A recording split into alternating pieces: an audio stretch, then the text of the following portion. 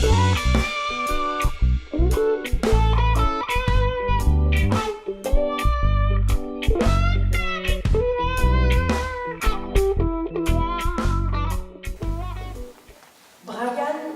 a 8 ans.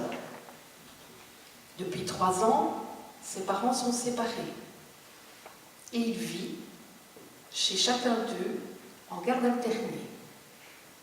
Ce lundi, Brian est déposé à l'école par son papa. En classe, je remarque un hématome sur le haut de la joue de Brian. Pendant la récréation, j'en profite pour lui demander ce qui lui est arrivé. Je suis un peu inquiet. Puis-je raconter ce qui s'est passé? J'explique que mon papa m'a frappé pendant le repas car je ne voulais pas manger. J'en parle à la direction de l'école et nous décidons d'appeler l'équipe du PMS afin qu'ils nous aident à analyser la situation. Nous décidons ensemble de présenter Brian au PSE afin qu'il soit vu par un médecin. J'ai peur. Que va me faire le médecin? Je n'aime pas les piqûres. Va-t-on m'emmener à l'hôpital? Je me demande si j'ai bien fait d'en parler. J'ai besoin d'être rassurée. J'examine Brian et lui demande ce qu'il s'est passé. Je lui propose de mettre de la pommade et réalise un certificat médical attestant de l'hématome sur la joue. Je suis rassurée. Le médecin est gentil. Le docteur me soigne et j'explique que ce n'est pas la première fois que mon papa me frappe. Papa se fâche toujours quand je ne mange pas. Mais je n'ai plus envie de raconter ce que j'ai déjà expliqué à mon institutrice. Je suis touchée par les révélations de Brian. Peut-on parler de maltraitance? Je me demande ce que je dois faire. Appeler la police, SOS Enfants, le parquet. Je vais en discuter avec la directrice et l'équipe du PMS afin de prendre leur avis. Je retourne en classe, très inquiet. Personne ne m'a expliqué ce qui allait se passer. Mon papa va-t-il savoir ce que j'ai raconté? Je veux toute la fin de la journée. Comment mon papa va-t-il réagir? Sera-t-il encore plus fâché? J'ai très envie de voir ma maman. Merci.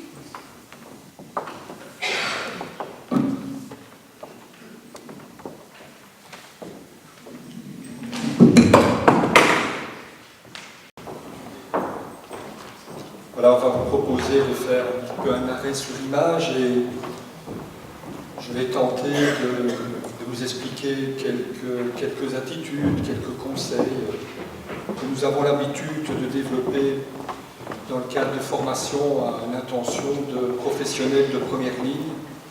Donc bien sûr, vous en tant que médecin généraliste, pédiatre, gynécologue, vous réalisez, comme l'a mentionné le Dr Song au début de cette soirée, un travail considérable en matière de dépistage, de prise en charge et de suivi des situations. Toute la responsabilité de la prise en charge des situations de vulnérabilité à l'égard des enfants ne repose bien évidemment pas sur vos épaules. Votre priorité, ce sont les soins. Et vous êtes un des maillons de la chaîne de professionnels qui devra assurer la protection et l'aide aux enfants. Et nous devons, nous les acteurs aussi de la sphère psychosociale, tenir compte de votre contexte professionnel. Comme le rappelle souvent, et encore ce matin, la pédiatre de l'équipe SOS Enfants, nous ne pouvons pas imaginer, nous professionnels de la sphère psychosociale, ce qu'est la réalité des médecins au sein de leur cabinet de consultation. Il est évident que votre intervention est différente si vous travaillez aussi au sein d'un service d'urgence, d'une consultation de généraliste ou d'une consultation des nourrissons de l'ONE. Nous pourrions aborder ces différents aspects lors du débat tout à l'heure. Alors vous devez faire non seulement avec les patients, mais aussi avec votre cadre d'intervention, avec l'ordre des médecins, avec le secret médical, etc. Donc ce soir, on souhaite attirer votre attention, en tant que professionnel de première ligne, sur des points qui nous semblent importants. Donc on a aussi la conviction que les solutions se trouvent dans les échanges transversaux entre nos champs d'intervention différents. Et c'est aussi pour cela que nous avons organisé cette soirée. Donc, premier réflexe, conseil, poser des questions directes à l'enfant. C'est-à-dire éviter de poser des questions fermées du style « C'est ton père qui t'a frappé ?» mais plutôt « Veux-tu m'expliquer ou sais-tu m'expliquer ce qui s'est passé ?» La tendance de l'enfant sera de répondre « oui » aux questions fermées. Et il essayera aussi de trouver la bonne réponse, celle qu'il pense que l'adulte attend de lui. Deuxième point, écouter. Écouter, c'est être le réceptacle du discours de l'enfant, de prendre tel quel ce qu'il accepte de partager avec le professionnel. Prendre sa parole en évitant de suite de la traduire sur base d'une pensée d'adulte, aller à la rencontre de son vécu, de ses émotions, de se mettre à sa place, de se mettre à sa hauteur. Il est toujours conseillé au professionnel qui entend un enfant, dans un second temps, de recopier ce qu'il a entendu afin de rester le plus fidèle possible aux révélations de l'enfant, au vocabulaire qu'il a utilisé. Et ça, c'est principalement vrai dans les révélations d'abus sexuels. Mettre des mots sur l'émotion de l'enfant. Dans la petite vignette, le médecin appose une pommade dans un premier temps, même si finalement ce n'était pas tellement utile pour la lésion constatée. Et donc c'est mettre cette pommade, mais en mettant des mots également, en essayant de faire part des émotions que l'on ressent. Le médecin disait qu'elle était touchée par ce qu'elle avait constaté, par ce qu'elle avait entendu également. De pouvoir dire, je pourrais comprendre que tu sois fâché, que tu sois triste, que tu sois en colère, que tu sois abattu. Donc il s'agit d'être dans une relation qui dépasse l'empathie, qui est déjà plus proche de l'engagement aux côtés de l'enfant, d'un engagement d'adulte. Ne pas rester seul, faire appel à l'équipe. Un formateur, il y a déjà de nombreuses années, nous avait dit que la première chose à faire, après avoir constaté ou entendu une révélation de maltraitance, était de se servir une tasse de café. Et dans le borinage à Carignan, on sait ce que c'est, bien noir. Il s'agit de s'arrêter, il s'agit de réfléchir. La seconde étape étant de trouver une personne avec qui il sera possible de partager les constats réalisés. Ceci dans le but de gagner en objectivité en partageant l'émotion suscitée par les révélations entendues. Si le feu prend dans cette salle, monsieur le bourgmestre, normalement il y a un plan d'évacuation d'urgence. On n'a pas consulté avant, mais rassurez-vous, je pense que ça ne se passera pas ce soir. La salle a été rénovée, tout ira bien.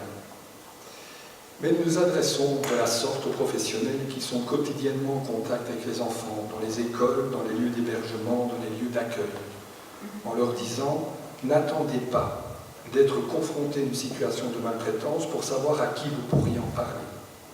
Prévoyez-le, anticipez, même si, on l'espère, jamais vous ne le serez. » L'objet de la soirée est aussi donc de vous présenter en dehors des procédures qui vous sont propres et que vous connaissez, des pistes, des services qui pourraient entendre vos questions de professionnels de la santé.